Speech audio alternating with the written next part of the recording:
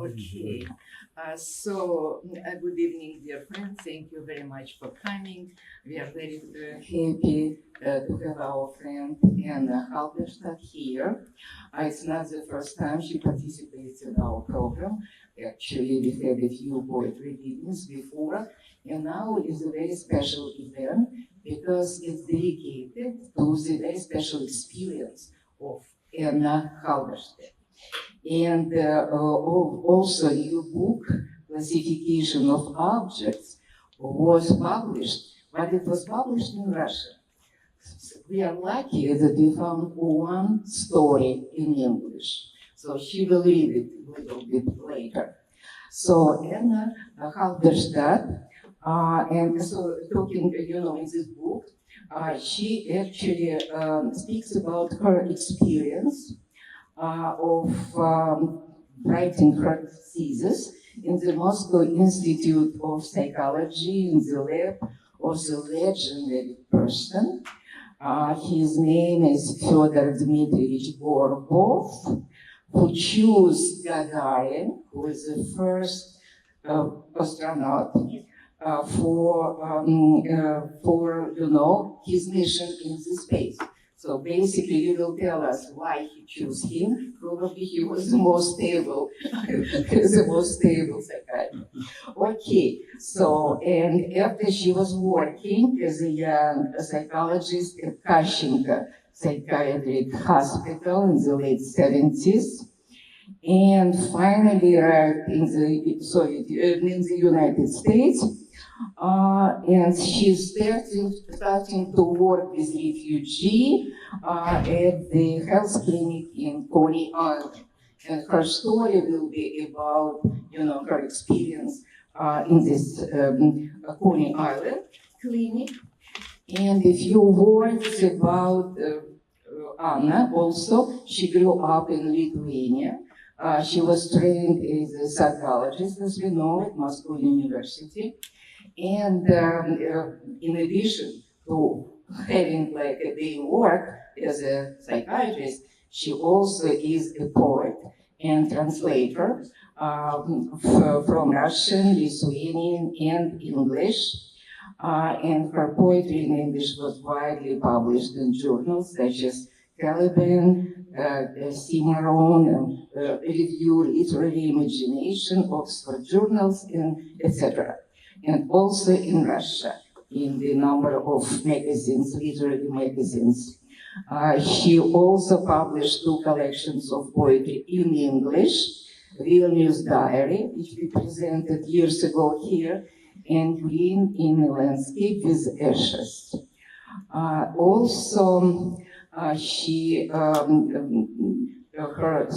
Snowstorm in March is forthcoming in Mad Hat Press in 2004, probably it's already done, and 3 collections of poetry in Russian, Transit, Glooby Sun, Psyche, and Garlic Sauce. So, please, Anna Halberstadt. Thank you. Nonfiction prize in Film and Arts Festival in 2024. And it's basically materials from the same book, A Psychotherapist's Diary, Coney Island. I probably will read the story, but I have to tell you that I started working as a psychologist with immigrants, predominantly from the Soviet Union, when I was 4 months in the country.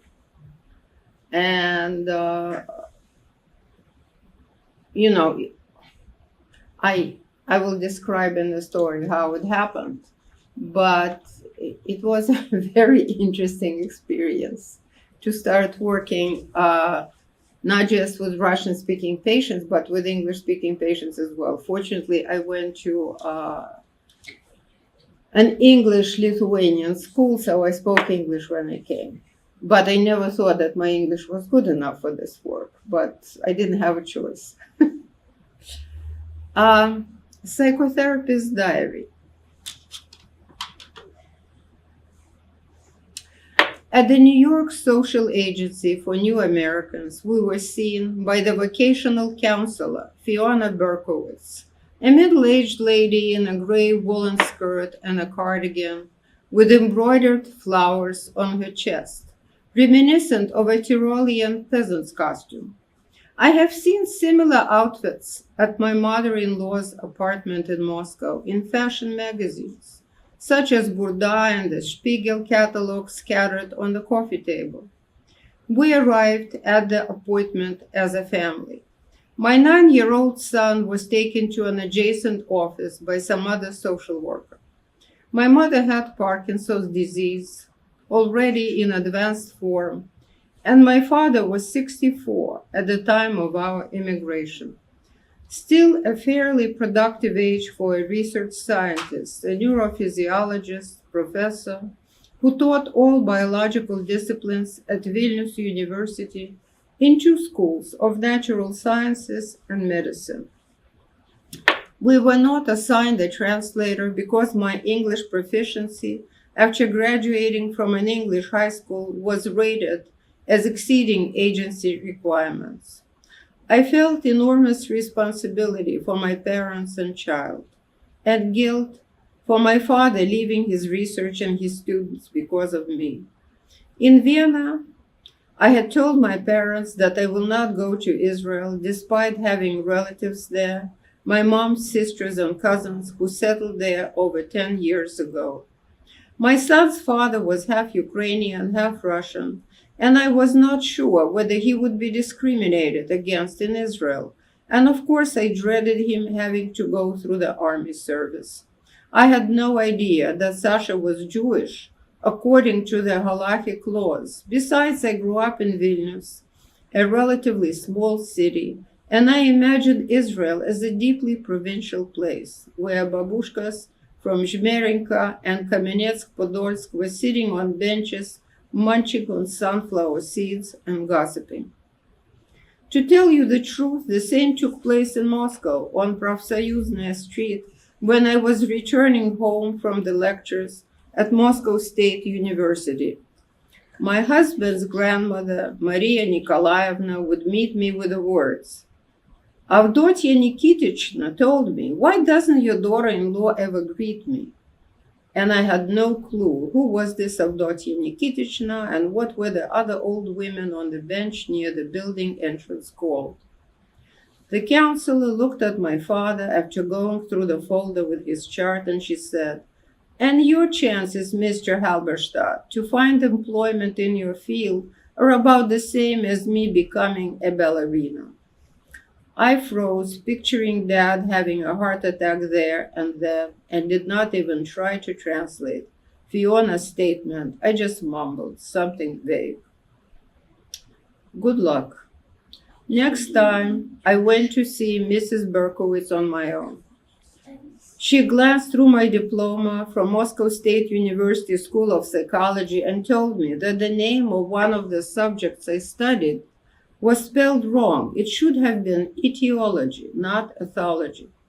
I explained to her that ethology was the science of animals' behavior that was taught by Professor Fabry.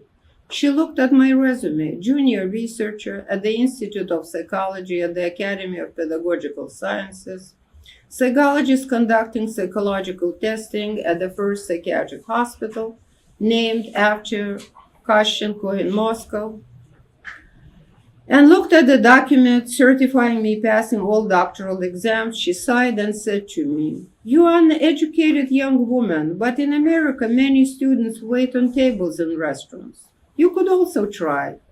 Time will pass, and in a few years I may bump into you on the street. You will be dressed like a lady, and you will be working in your field." I looked at Fiona's outfit she wore that day. I was dressed in a straight pinstripe skirt, made in the house of fashion where my mother-in-law dressed ladies from Moscow Beaumont, and a silk blouse from Benetton, bought at a Christmas sale in Benetton in Rome for 10 millilira. And I mumbled under my breath, "I already look more like a lady than you, Mrs. Berkowitz, with your provincial taste." One of the agency employees, a kinder daughter of German Jews who escaped Hitler, offered an opportunity to take a secretarial typing course, which I, a lefty with terrible handwriting, taught to write with the right hand in a Soviet school, started attending. I continued to look for jobs at the same time. A restaurant manager who had lost weight during our journey from country to country, and told me that I don't look like a woman who would easily lift and carry heavy trays loaded with dishes. In the advertising agency, a man who told me that I had European looks and high cheekbones that would make me a good candidate for ads of European products, but he would need a portfolio by a professional photographer, for which I obviously had no funds. He pulled me to him and tried to embrace my waist. My American Aunt Nina, my father's cousin, who immigrated to America in the late 40s, taught Russian language and literature at NYU, but used Americanisms when she spoke Russian. When I told her on the phone that I was terribly worried about finding employment, she answered, "Anichka, but who works in the summer? Why don't you marry some nice Italian guy, a Catholic?" Perplexed, I asked her, "Why an Italian, Aunt Nina?" And then a miracle happened. A woman, an American lawyer, who notarized my diplomas at Nayana, said to me, "You are a psychologist and you are fluent in English. Maurice Black happens to be looking for a psychologist to work with Russians. Let me give him a call." And on the same day, I went to an appointment with Mr. Black, an executive in charge of mental health clinics at a nonprofit health and human services agency. As it turned out, the most prestigious of its kind in the country, where many stars of psychiatry, psychoanalysis, and family therapy were teaching at the time.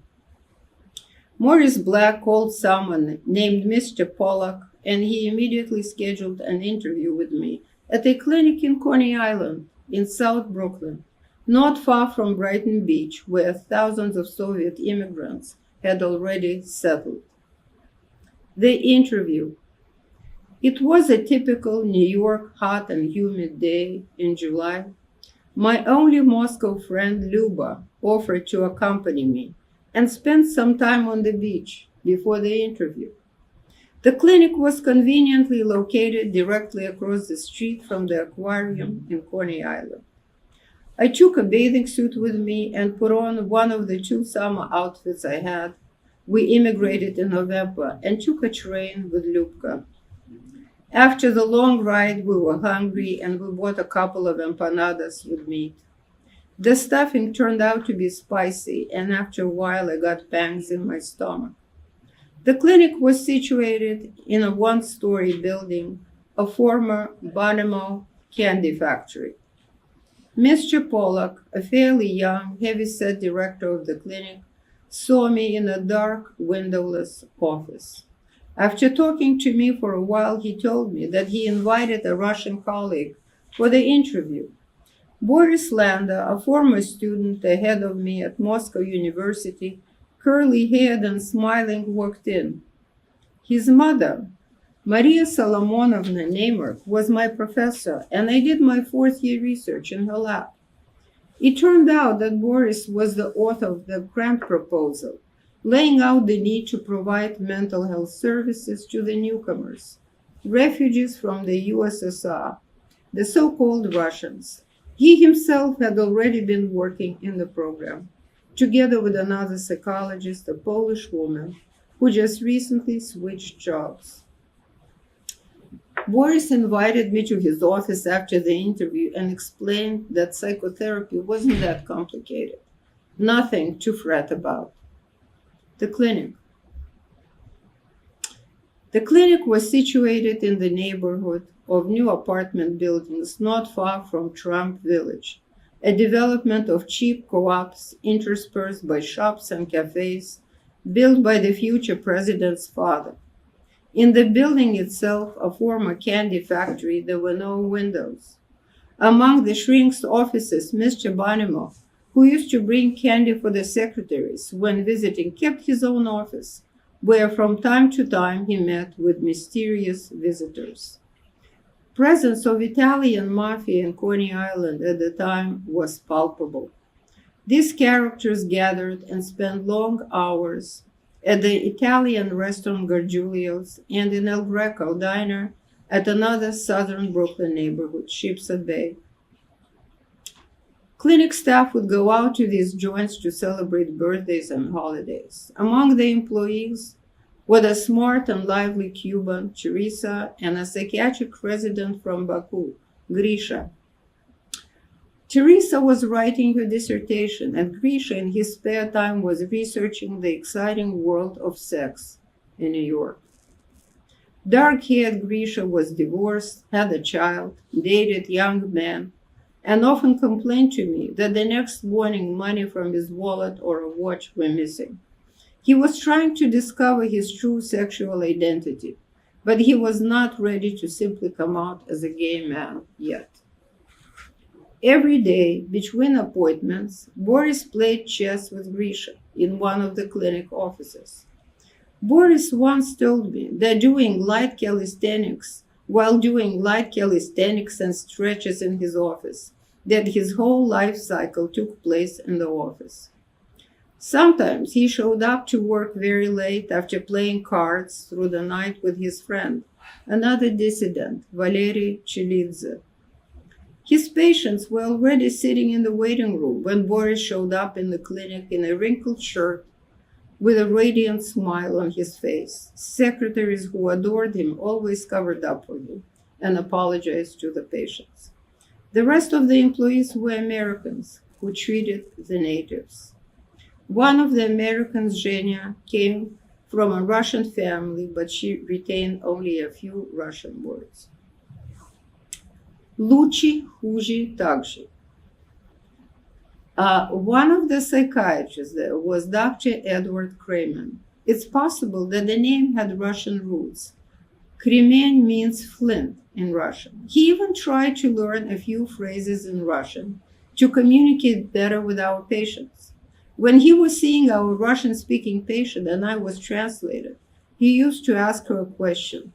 Mrs. Borukhova, как вы? Лучше, хуже или так же? Which means, better, the same, or worse.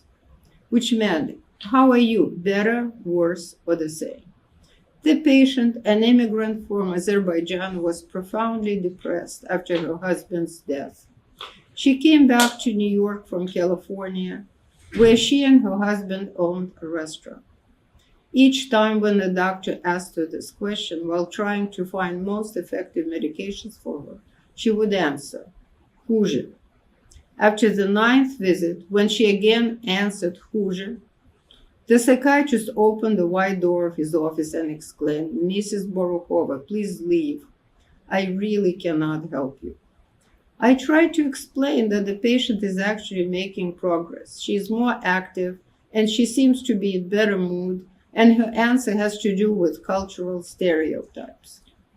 She cannot admit to herself and her family that she is feeling better, because then her son and daughter-in-law will stop showering her with attention and care.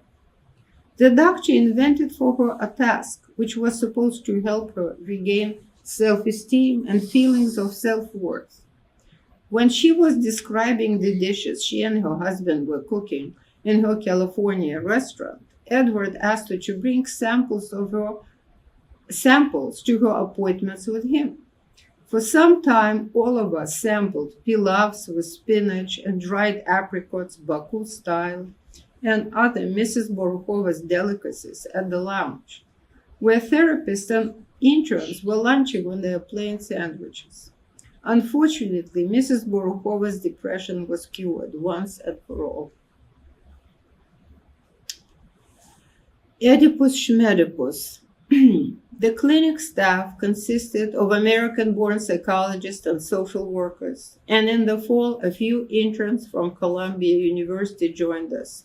3 guys and a young woman in a pair of glasses with very thick lenses. David Rogers and Ann Smith joined our staff. Both were American Jews. even though Anne's last name was Smith and she had a short, turned-up nose, obviously a product of a nose job, because the rest of her family members on photographs were endowed with dark curly hair and had regular Jewish schnozzles. In the lunchroom, where we ate at a round table and talked, David, like all young psychologists undergoing their own treatment, complained about his mother. Imagine, I met this girl. We started dating, and I'm just crazy about her. I brought her to dinner at my mom's, and after the dinner, she tells me with a sour face that my girlfriend doesn't really have a good posture. At that point, I just lost it. Her fucking posture, pardon my English, isn't good enough for my mom. In the course of their own analysis, young therapists would often begin resembling Freud's portraits more and more. They would grow a beard, start smoking a pipe, and wearing tweed blazers. David was still at the stage of growing a beard. Tell me if you're tired. Period. This is The clinic was on the second floor. On the first, there was Luna Park car service and a delicatessen store where we used to buy our sandwiches. One day, I went down to the deli to buy my lunch. The owner, a badly shaved man from Odessa, Zyama, was listening to loud music. Who is singing? I asked him. Shufutinsky. Why, you don't know Shufutinsky? I don't. Don't you party at Brighton restaurants? No, I don't. So where do you party? The saleswoman who usually made sandwiches was absent for over 15 minutes. I waited for 5 more and I asked Zama how I could finally get my sandwich. She's not feeling well. She has a headache. I understand, but I'm on a break between my patients. I need to rush. So I will tell you the truth. She got her period. At that point, I exploded and told him that I come to the deli to buy my lunch and I do not share with my coworkers the schedule of my periods. As I returned to the clinic with my food, I shared the story and complained to my colleagues who were lunching at the round table in the staff lounge. Oh my God. They poured out their stories about being cheated at the downstairs deli, told me how sorry they all felt for me having to work with the Russians, especially with Sonia Rosenblum, who always smelled like a ton of raw onions. The killer. One day, someone called the clinic. They were calling from a jail, and I asked if there was a Russian-speaking psychologist at the clinic. I was connected with a jail employee. Doctor, we have one Russian inmate here.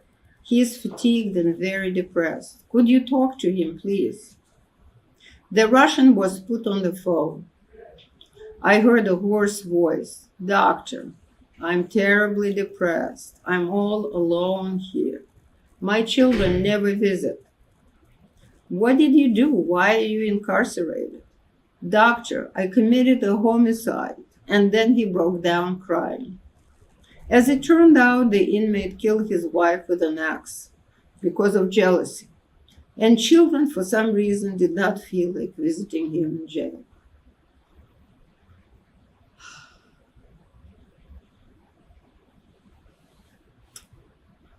The Russians. One of the clinic employees was Edward, a tall and handsome black man, around 40, a former jazz musician and a Vietnam War veteran. He was a maintenance man. He also delivered clinic mail on his bike, did small repairs and paint jobs at the clinic. Ed constantly joked with me and told me that if I were of the right complexion, I'd be in trouble. Ed was divorced, and he had 2 teenage kids, a boy and a girl, both good-looking like Ed, with olive skin and hazel eyes.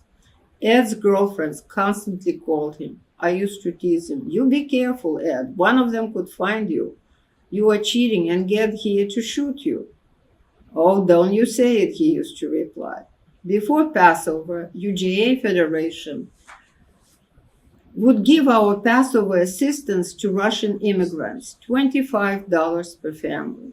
Ed would have to guard the entrance to the clinic to control the crowds of Brighton Beach inhabitants in line for the assistance, so that they don't break the doors, among them heavy matrons in Ming hats and Astrakhan coats brought from Odessa. My American colleagues were taken aback by the eagerness. One day, among the waiting for the assistance, we saw an ancient-looking American Jew. A social worker asked him, "Are you also from Russia?" The old man proudly answered, "Yes, I was brought to America as a child in 1902.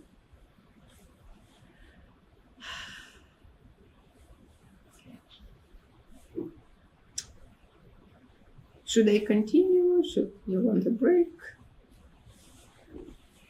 These are all very short stories, okay? Maria Solomonovna, when Boris left for Kansas City to join his wife, an American psychologist, Jean, who was expecting their second child, I talked to his mother, Maria Solomonovna Neymark, who was my fourth-year advisor at Moscow University and supervised my fourth-year paper to interview for a job at the clinic. Maria Solomonovna, Musa, or Musinka for her family and friends, was already an established scientist, author of many books, translated into many languages, but she agreed. She was well known for her Freudian works on motivation of Soviet school children, where she often demonstrated conflicting motivation, conscious conflicting without conscious, when children's works were scored differently if the results benefited them individually or benefited their team in competitions. She also created a term, inadequacy affect, an emotional state when a person's accomplishments do not meet the level of his aspirations. It should be mentioned that after 5 years in America, Musa had not made much progress in her studies of English. Her husband, Lev Naumovich Landa, also a prominent scientist, studied psychology of learning, including learning languages, and he had become an international consultant with his own company. Lev often criticized her methods of learning, and she remained stuck. Over the years, I noticed that highly educated people speaking beautiful literary Russian could not allow themselves to open their mouths and utter anything because of their fear of speaking broken English. With Maria Solomonovna, who was called Maria at the clinic, we became very close over the 8 years of working together. Since my mother was very ill, I was afraid to share any of my worries or troubles with her, not to upset her. And Musa became an older friend to me, wise and insightful, a very important figure in my life.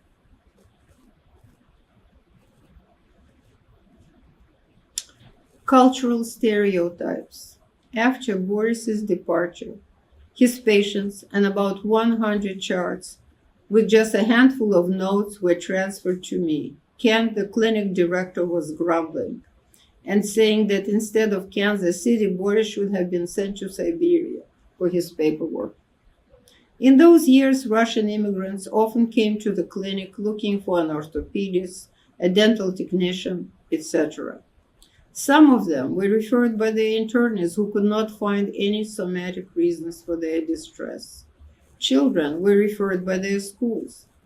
As opposed to the Soviet system, where parents would come to school asking the pioneer organization or the Komsomol committee to influence and discipline their child, in America, the school personnel would refer the parent to take a child with learning and behavioral problems to a therapist.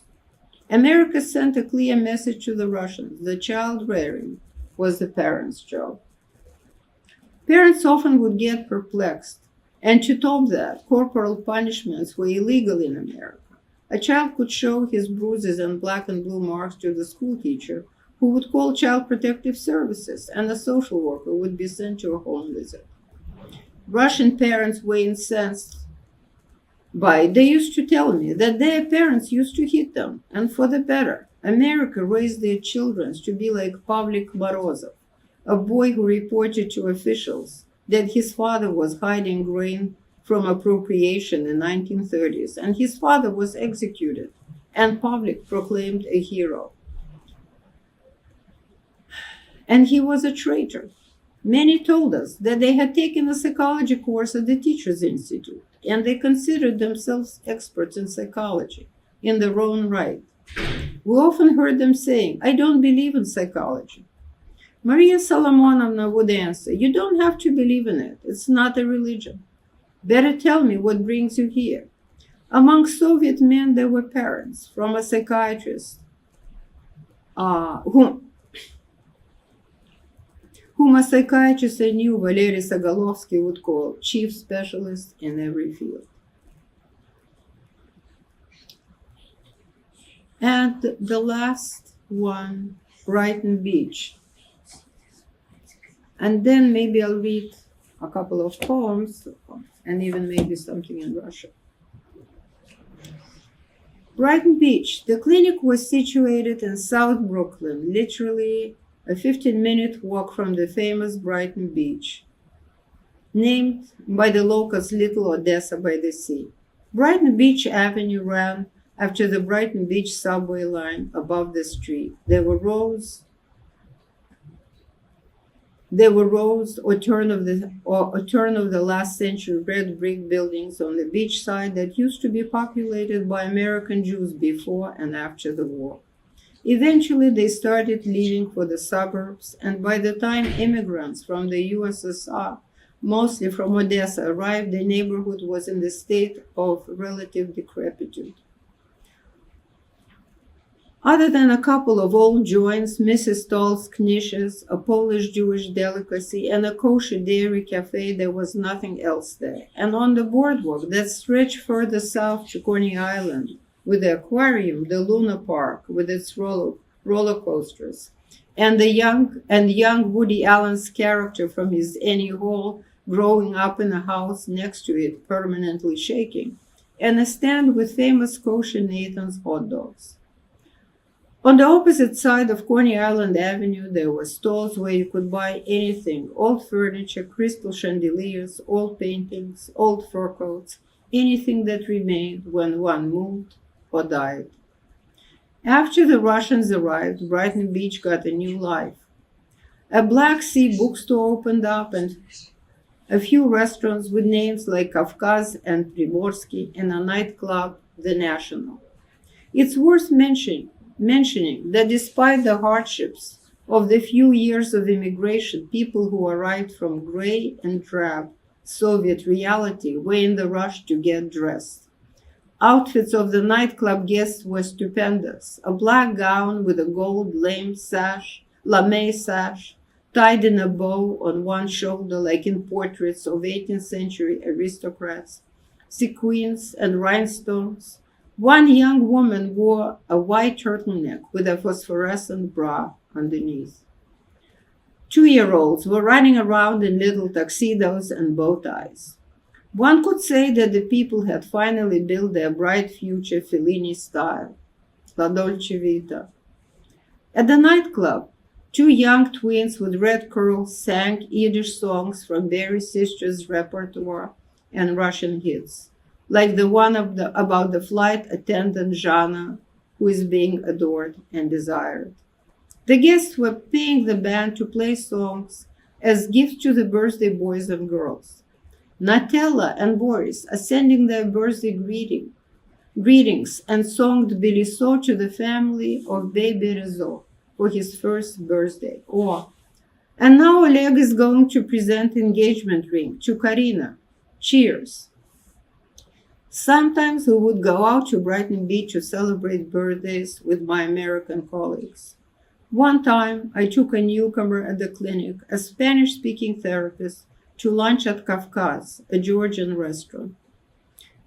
It was 2 p.m. on a weekday. The restaurant was empty, with the exception of a group of women from Hadassah at a long table. They were also celebrating something at the podium. A singer was singing, mein Yiddish Mama for them. A perky waitress told us they had a minimal order for lunch, $20. In those years, one could have a lunch at coffee shop for $4 or $5, a slice of pizza and Coke for $2, 75 cents in total. Why 20? I asked. I did not notice a crowd or waiting to get in. All right, then 10. And she brought us lobio and tzatziki. That's the end of the story.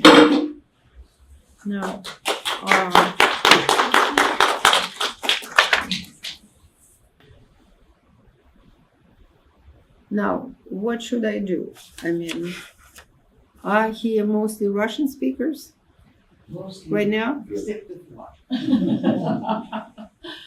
Okay. You know what? I wanted really to hear something about your experience in Russia, in this Kashchenko hospital. Do you remember something special about this? Yeah, I mean, there is a whole chapter in this book on that. It probably makes more sense to read it than to talk about this. Yeah, okay, so maybe read a little. Okay.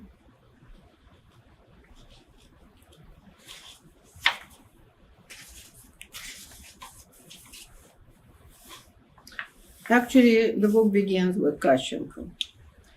It's called, again, Classification of Objects. So I'll read a couple of those. Классификация предметов. Записки психолога из сумасшедшего дома. После второй полосы безработицы психолога, представителя редчайшей по тем временам профессии, но с пятой графой в паспорте мне сильно повезло. Я устроилась на работу в госпиталь номер 1 имени П.П. Кащенко, в Алексеевскую больницу, как она называлась до революции, или канатчикову дачу, как ее называли в народе. Огромный комплекс солидных серых зданий и аллеи, отгороженные от улицы высокой стеной. По ним группами расхаживали больные в серых пижамах, направляющиеся на работы в мастерские и в сад. Было известно, что среди них встречались отменные плотники, паркетчики, искусные маляры, которые отделывали кабинеты начальства и не только. В госпитале было около 3000 пациентов и столько же персонала. Психолог работал один, Татьяна Емельевна Беркович. Она занималась тестированием по системе Рубинштейн и Зайгарник. Блюма Вульфовна Зайгарник, или Блюмочка, как ее называли в мои студенческие годы, была крошечной старушкой с нервным тиком, хотя лет ей было не так много. Когда она в университете беседовала с сотрудниками, ее не было видно за их спинами. Мы знали, что она была ученицей и подругой Курта Левина, основателя школы гештальт-психологии. Но по возвращению в Россию ее мужа посадили и в 40-м году расстреляли. Она осталась вдовой с 2 мальчиками 6 и 1 года. И, видимо, напугана была на всю оставшуюся жизнь. Уничтожала все свои фотографии и записные книжки. Так называемый эффект Зайгарник гласил, что незавершенные действия запоминаются лучше, чем законченные.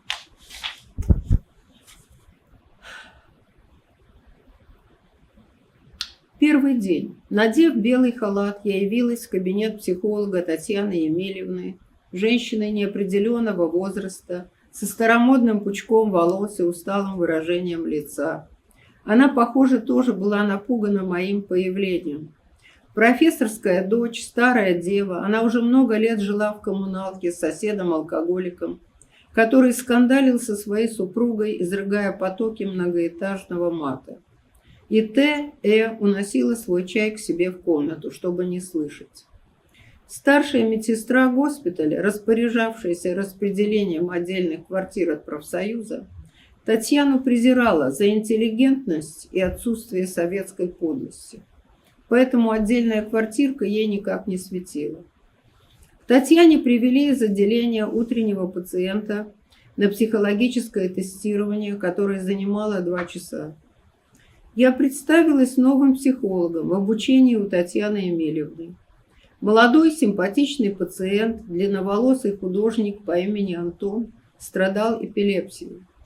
Несколько недель тому назад он в сумеречном состоянии сел в машину кого-то из врачей, выехал из госпиталя и оказался уже в Пскове, совершенно не понимая, как он туда попал и сколько дней прошло с его побега. Антон взглянул на меня, уже замужнюю женщину, 27 лет, мать 7-летнего ребенка, бледную, с копной каштановых вьющихся волос, и спросил, замужем ли я. Я ответила, что да.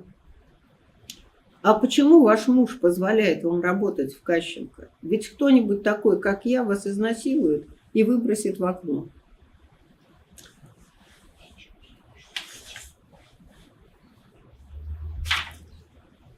Крокодилица. Старшая медсестра больницы, массивный бронетранспортер Зоя Ивановна, гордо несла себя по жизни грудью вперед. Больные прозвали ее крокодилицей. Один из них задумчиво заметил, у нее вид такой, как будто в нее вставили и забыли вынуть. Крокодилица распоряжалась премиальными, выделением квартир для персонала и многими другими благами. Своего супруга она называла не иначе, как дурак. А сына Сашенька: дураку я щей наварю, пускай хлебает. А мы с Сашенькой чего-нибудь вкусненького поедим и корки, рыбки красненькой. Татьяна Емельевна, замученная соседом, изрыгавшим мат и принимавшая пациентов из судебного отделения, которые нормальных-то слов не знали, девственница, страдавшая от тяжелых кровотечений из-за фибромы, жертва советской гинекологии, которую нужно бы отнести к разряду пыток, очень быстро успокоилась и даже полюбила меня. Она поняла, что я не из тех наглых и пробивных девиц, которые устраивались в госпиталь по блату, и что выживать ее из кабинета я не собираюсь. Наоборот, получилось так, что через год главный психиатр судебной экспертизы Галина Бельская зауважала меня за мои психологические обследования, что прибавило мне веса в глазах крокодилицы. И я, вооружившись букетом и коробкой шоколада, отправилась к ней ходатайствовать за несчастную Татьяну Емельевну. И, о чудо, наконец-то ей выдали отдельную малогабаритную квартирку. А кабинет.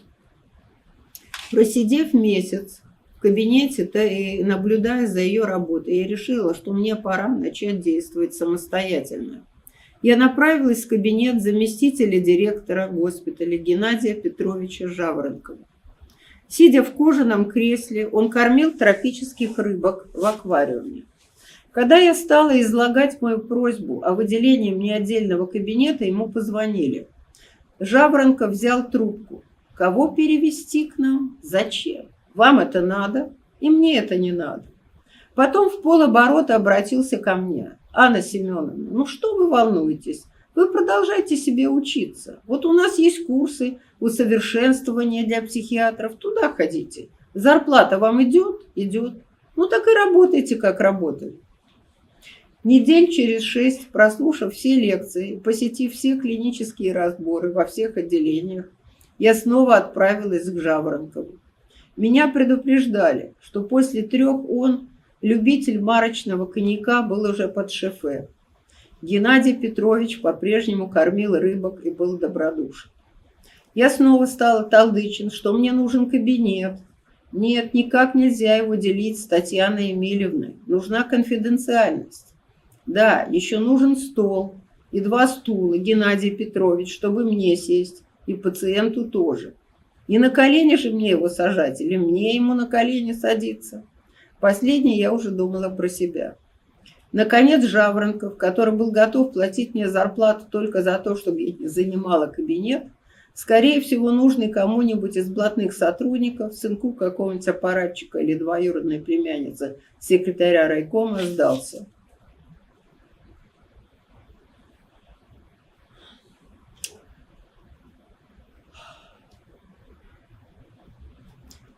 Тридцать третье отделение.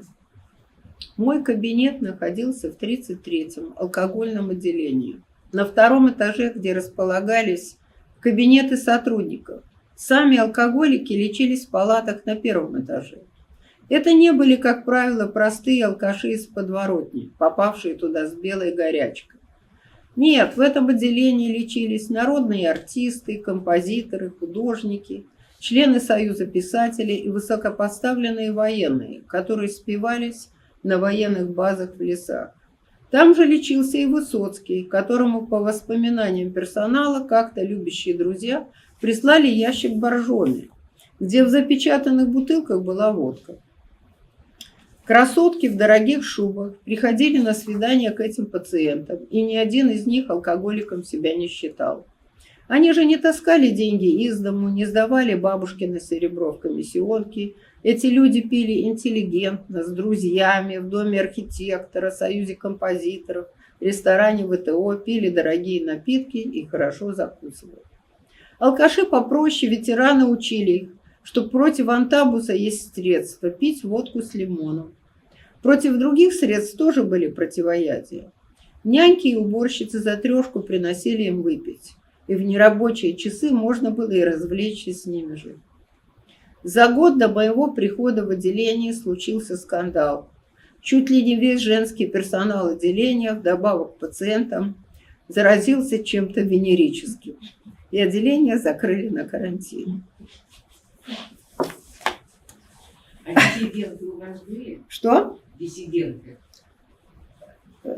Диссидентов лично я не видела. Я один раз переводила письмо по поводу диссидентов. Ну, я вам, может быть, еще немножко прочту это.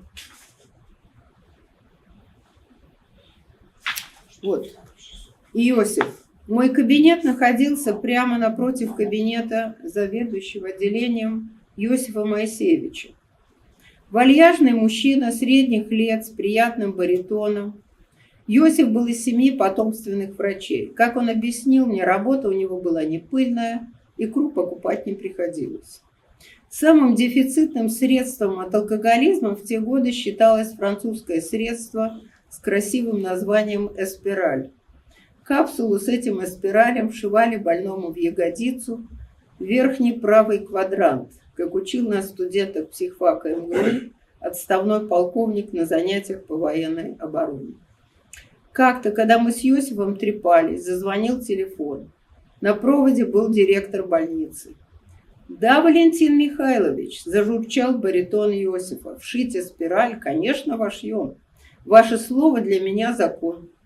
Если нужно будет, мы и в бюст ПП Кашченко вошьем». Иосиф попросил меня об одолжении, иногда предоставлять ему мой кабинет для иногородних пациентов. Я не вникала в его дела. Как правило, это был мужчина средних лет из Средней Азии, который приводил с собой непутевого или умственно отсталого сына. Сыну делалась инъекция или клалась под язык очень дефицитная пилюля, а в пузатом портфеле папы была длинная ароматная узбекская дыня, которой нас угощали после приема, и, скорее всего, пачка купюр с портретами вождей. Через некоторое время Иосиф Моисеевич внезапно покинул алкогольное отделение и перешел в не менее блатное санаторное, находящееся в особняке, построенном купцом Алексеевым для больной дочери, со старинной мебелью и фарфором под стеклом. Я спросила Иосифа, встретив его на территории, почему же он ушел из такого прекрасного отделения. Он вздохнул и взмахнул рукой. Сколько можно быть сыном лейтенанта Шмидта? Главное вовремя сойти со сцены.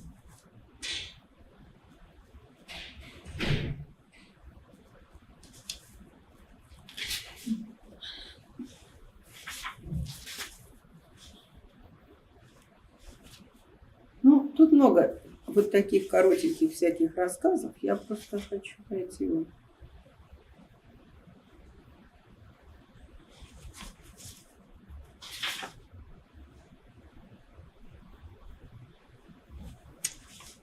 Вот есть такой рассказик. Интерпретация пословиц. У моего второго мужа был приятель по художественной школе по имени Дима. Дима в свое время получил освобождение от армии после госпитализации в Кашchenko с диагнозом психопатия 8А или 8Б. Психопатиями тогда, как в XIX веке, называли расстройство личности.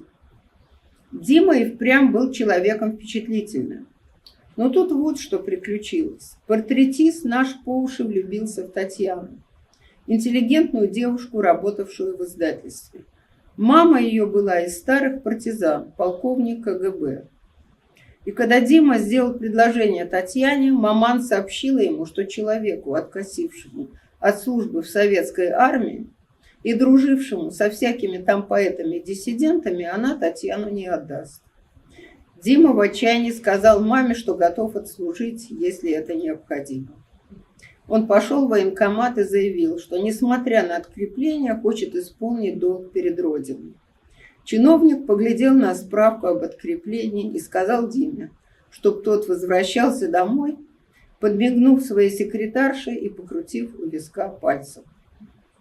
Дима где-то достал описание вопросов, которые психиатр обычно задает в военкомате, и решил посоветоваться с другом. Там был отдел интерпретация пословиц. И вопросы типа «дальше в лес, больше дров». Что это значит? Или «цапля запуталась в рыболовной сети, лягушка распутала эту сеть». А потом цапля увидела, как лягушка тонет, запутавшись в водорослях, и распутала их клюв. Как вы понимаете эту пословицу? Дима отвечал: ну, идешь в лес, и там больше деревьев. Или нет? Не понимаю, как лягушка может распутать сеть. В общем, друзья научили Диму, как отвечать правильно. Объяснили ему, что цапля ответила добром на добро, и в армию его взяли. Маман оценила его рвение, сыграли свадьбу. И теща даже устроила так, что служил он в Московской области и нередко возвращался на побывку к молодой жене. Вот как-то вернулся Дима, а в доме пахнет жареным мясом. Но мяса нет. Татьяна сидит на кухне в легком халатике, а за столом сосед Валера, инженер, играет на гитаре. А дальше в лес и больше дров. Стал возвращаться в неурочный час, и снова Татьяна в халатике, и сосед с гитарой рядышком. В итоге брак распался, остались бесполезные жертвы.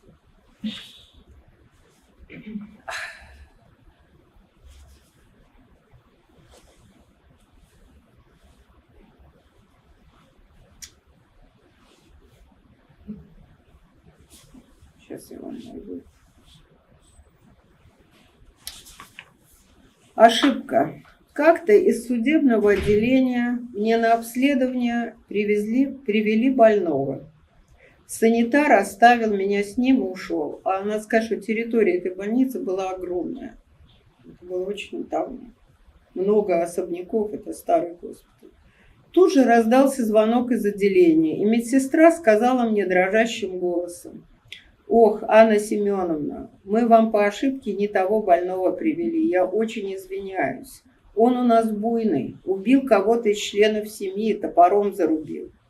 И он, когда буянит, 2 санитара его держать не могут, пока укол не сделают. Мы сейчас же к вам санитаров пошлем, но вы как-нибудь там с ним постарайтесь справиться. Они минут через 40 у вас будут. Надо сказать, что в кабинетах были кнопки на случай тревоги, но очень сомневаюсь в том, что они работали. По крайней мере, я ни разу ими не воспользовалась. Кабинеты отпирались дверной ручкой, которая вставлялась в отверстие, а потом вынималась. Эти ручки и ключи мы носили в карманах, но пациенты их иногда крали, а иногда вытачивали себе из столовых ножей, ложек и других предметов. С убийцей, которого звали Васей, надо было срочно подружиться. Ни о каких тестах речь идти не могла. В ассоциативном эксперименте почти все слова вызывали у него одинаковые ассоциации. Слово «стул» напоминало ему кровь. Слово «снег» напоминало ему топор. Собака тоже напоминала топор. Дальше двигаться не имело никакого смысла. Вместо мозга у Васи с коэффициентом IQ около 70 в лучшем случае органической церебральной травмой была окрошка. Не помню уже, как и чем я уболтала Васю, украдкой поглядывая на часы. Но к приходу санитаров он сказал мне: «Ты хорошая тетя». Я к тебе в гости еще хочу прийти, и мы будем пить чай с печеньем. Убийца. Сталкивалась я и с больными из неведомой мне дотоле жизни. Привели проститутку, женщину с испитым лицом. Читаю ее историю болезни. 16 ноября Алла Г. была задержана милицией. В состоянии алкогольного опьянения она роняла младенца на асфальт. У Аллы были и другие дети. На следующий день привели умственно отсталого Игоря с диагнозом олигофрения. Он страдал от головных болей и шума в ушах. Игорь убил своего брата, ударив его чугунной сковородой по голове. Когда я спросила Игоря, почему он убил брата, он ответил: а зачем он меня в уборной запирал?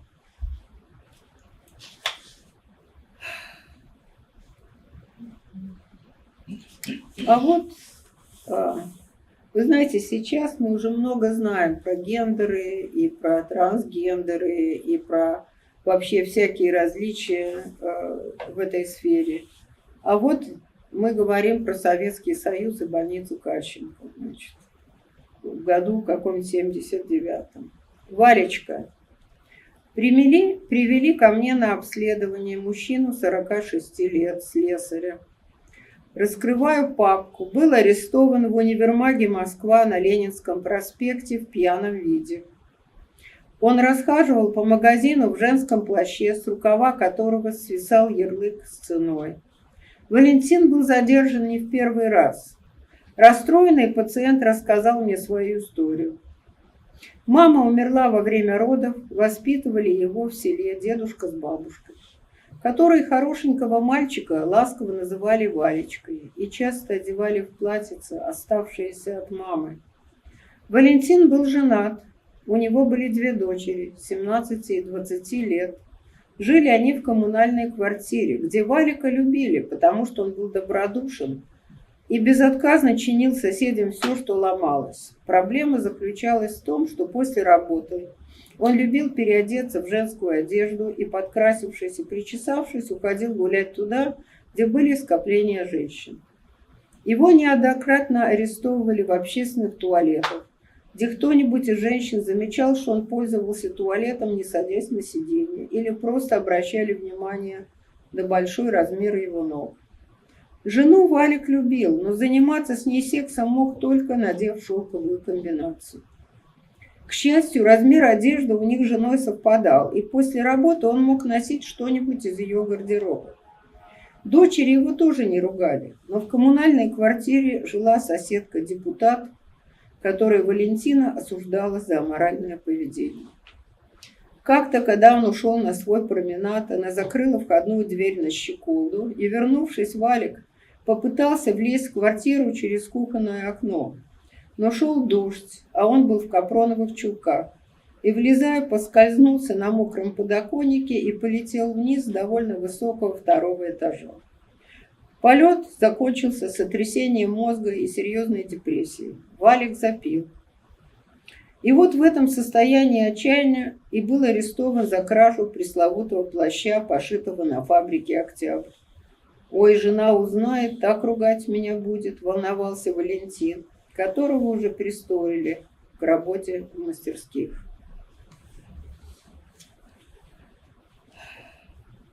Ну, что-нибудь еще почитать или вы узнаете? Да, что там про Гагарина? Какой-то доктор, который... Вот. Сейчас я вам скажу. Тут есть такая небольшая повесть, которая называется «Нафталин». Это я делала свой диплом в лаборатории Fyodora Dmitrievich Gorbova. Эта лаборатория называлась «Лаборатория психологических состояний». А Fyodor Dmitrievich Gorbov, я вам просто, наверное, прочитаю про это. Вот. Он был тем человеком, который выбрал Гагарина первым космонавтом. Он к нам пришел из космоса. Тут я об этом тоже пишу.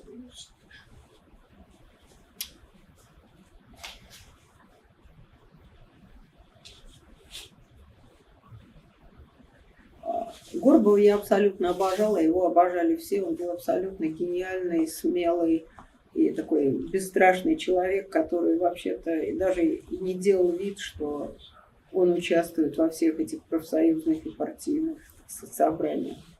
Лаборатории психологических состояний. Эта лаборатория была частью Института психологии Академии педагогических наук. Там я писала свой диплом Федора Дмитриевича Горбова, куда подалась по совету руководителя моей курсовой работы, написанной на 4-м курсе, Марии Соломоновны Неймарк. Она мне сказала прямо, что помочь мне с трудоустройством после окончания факультета она не сможет. Ни при каких обстоятельствах. Время было такое.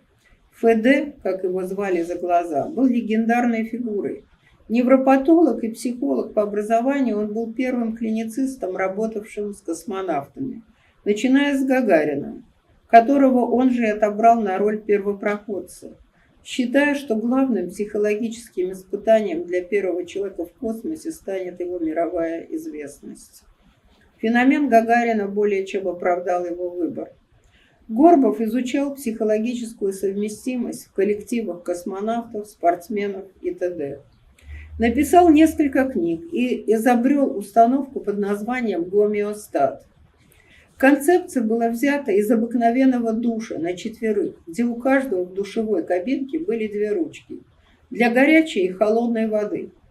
Поскольку души были соединены, то получить воду правильной температуры можно было, смешивая горячую с холодной. Но задача заключалась в том, чтобы во всех 4 кабинках у каждого моющегося вода была правильной температуры. Иначе на кого-то польется кипяток, а на соседнего купающегося польется ледяная вода. Скоординировать усилия эти товарищи могли только крутя ручки кранов и переговариваясь. Никто не знал принципа достижения оптимальной температуры для всех. Этот гомеостат состоял из экрана компьютера и 4 пультов с 2 ручками. 4 испытуемых должны были совместными усилиями перевести точку на экране к нулю слева, не понимая, как это работает. В процессе они должны были выработать стратегию достижения цели совместными усилиями. Таким образом, можно было определить совместимость людей при решении задач. Понятно, что для космонавтов совместимость совместных полетов в крошечных капсулах, где не было туалета и душа, играла решающую роль.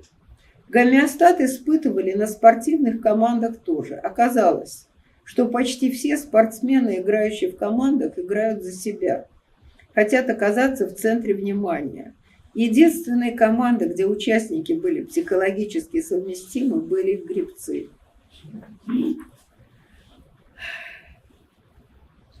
Федора Дмитриевича многие обожали за блестящий ум и бесстрашие, некоторые опасались по той же причине.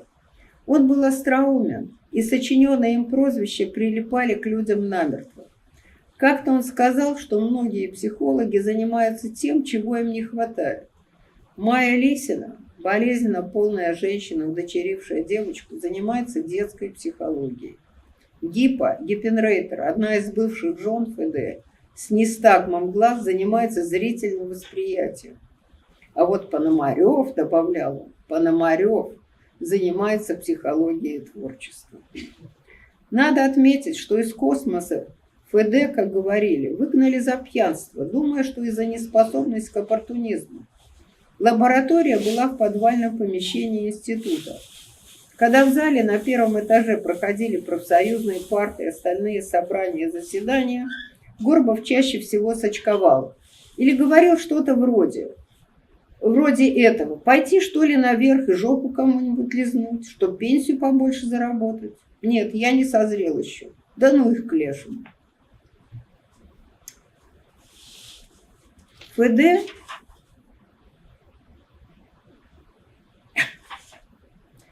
иногда рассказывал случаи из своей психологической практики. Например, разговор с пациентом о депрессии в госпитале после обширного инфаркта. Мужчина средних лет после инфаркта должен был проводить дни в лежачем режиме и очень страдал от своей беспомощности. ФД сказал ему: «Ваше сердце сейчас как мокрый лист бумаги. Вы встанете, и этот лист мокрый расползется. Дайте ему просохнуть.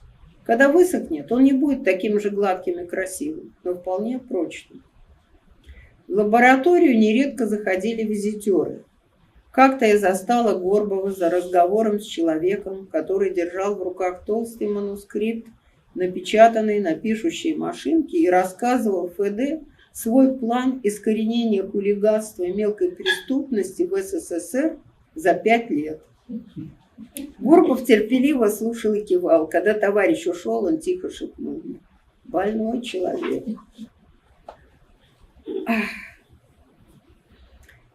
Профсоюзные собрания в институте часто носили комический характер.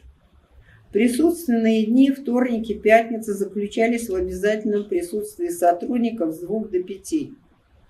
Часть этого времени проходила в буфете, где сотрудники за кофе и бутербродами с сыром делились сплетнями, обсуждали домашние дела и жаловались на головную боль. Миша Кисин, с которым мы вместе проводили исследования, он писал свой диссер, а я диплом в лаборатории психических состояний уже в Нью-Йорке. В первые месяцы моей эмиграции сравнивал свой опыт работы в американской системе публичного образования с опытом работы в Институте психологии. Моя начальница попала в аварию, пришла на работу на костылях. Я ее спрашиваю: «Как вы?» Она отвечает: «Отлично, все в полном порядке». А у нас в институте Лариса Ивановна говорит: «Как же у меня болит голова». А Нелли Ефимовна отвечает: «А уж у меня мигрень 2 дня подряд». Как-то на профсоюзном собрании один из сотрудников возмущенно заявил, что народ безобразным образом нарушает дисциплину. Только на работу, бывает, идешь, а уже сотрудники с работы возвращаются. Тут народ на собрании заржал, представив, во сколько же возмущенный член профсоюза начинал работу. Ну, примерно так и было. Приходили там к 2, а кто-то уже с работы уходил.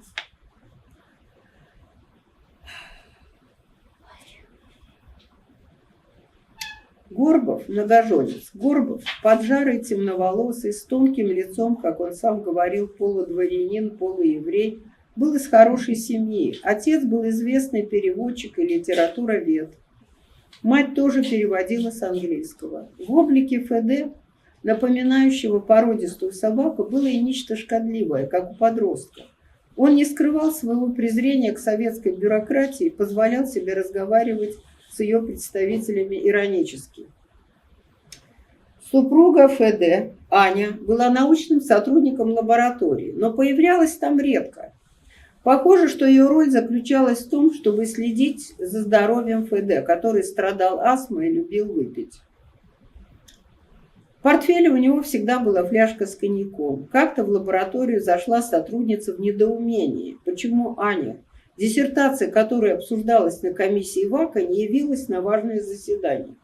Она спросила у Горбова, почему Аня не пришла на обсуждение, возможно ли, что она заболела. ФД невозмутимо ответил: «Ну, раз Аня не явилась на заседание, то, очевидно, она больна». Рядом с нашей лабораторией открылась еще одна. Заведовал ею приятель ФД, уже не помню даже, чем ее сотрудники занимались. Помню только, что через несколько месяцев или год лаборатория закрылась. Оказалось, что ее руководитель был близким другом шпиона Пеньковского. Как-то Горбов рассказал, что его не пустили в заграничную поездку, кажется, в Англию, потому что он был женат в 4-й раз. Его кандидатуру сочли неблагонадежной. Тогда он заявил комиссии, решавшей этот вопрос: «Ну, раз так, пошлите меня в Турцию».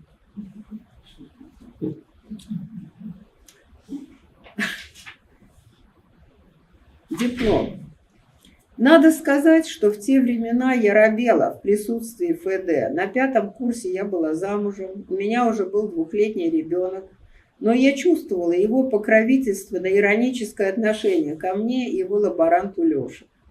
1-й семестр заканчивался. Обычно руководитель лаборатории давал дипломанту тему, имеющий отношение к его очередному исследованию.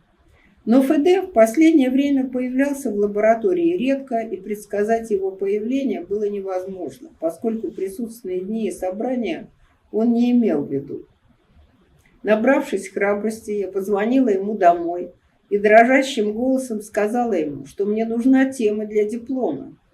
ФД ответил мне: вот у нас в лаборатории работает Галя, младший научный сотрудник. Так я считаю, ей бы лучше работать продавщицей в Гуме. А ты придумай тему сама, только не говори мне, я хочу заниматься восприятием или я хочу заниматься памятью, а придумай, например, как пришивать голову к жопе. Как пришивать голову к жопе. Вот. И, в общем, таким образом я сама написала диплом, который он очень одобрил. Но устроиться на работу мне было, тем не менее, практически невозможно. После защиты этого, так сказать, блестящего диплома из-за моей пятой графы. А я вот просто думаю,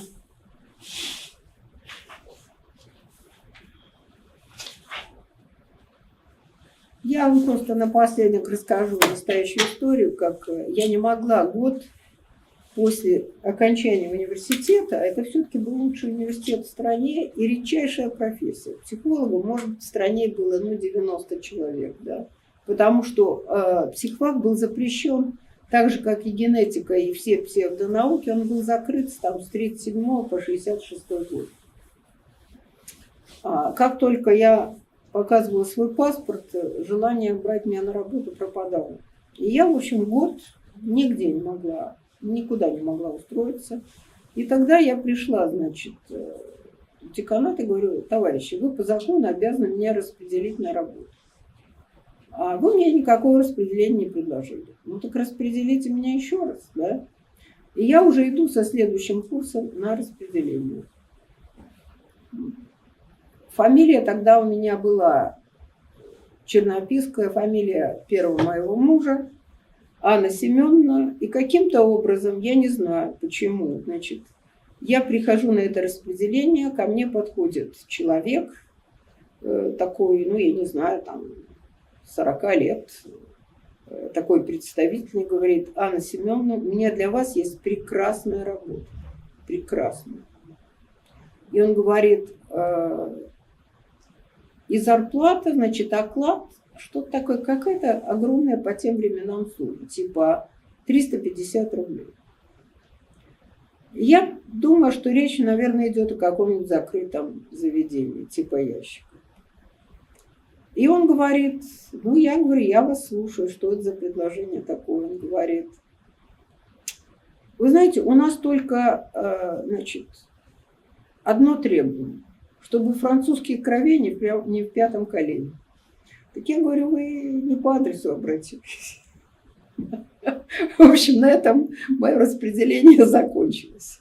Я каким-то уже чудом потом устроилась на работу в Институт психологии, где я делала диплом, и мой вот Fyodor Dmitrievich Gorbov ходил и требовал, чтобы меня взяли в аспирантуру, 3 раза ходил, но в те годы это стало невозможным. На факультете психологии тогда объявили преподавателям, что евреев будет 1%, которых будет, ну, в общем, что не более 1% студентов. Наша замдекана Котелова, она преподавала, значит, математическую логику и что-то еще. И она была такая, знаете, как вот комсомолка 20-х годов. Она сказала: товарищи, а как же принципы пролетарского интернационализма? И ее тут же попросили на пенсию. Вот. Так что я, в общем-то, каким-то потом чудом устроилась в Институт психологии.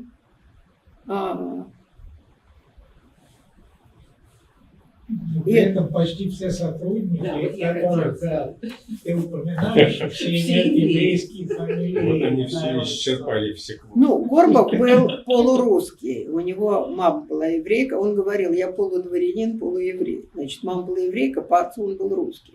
Иначе бы вряд ли в космос его Но взяли. книжники Кашченко, там одни евреи, вот те, которые в твоей книжке представлены. Вы знаете, что там, несомненно, среди психиатров были евреи, но также были психиатры, которые были как бы из медсестер, которые учились на вечернем. И вот я вам не прочитала ничего про судебное отделение. А судебное отделение, там не сидели какие-то убийцы, а в основном было довольно много мясников и людей, которых сажали просто за то, что они пытались каким-то образом выжить при советской власти.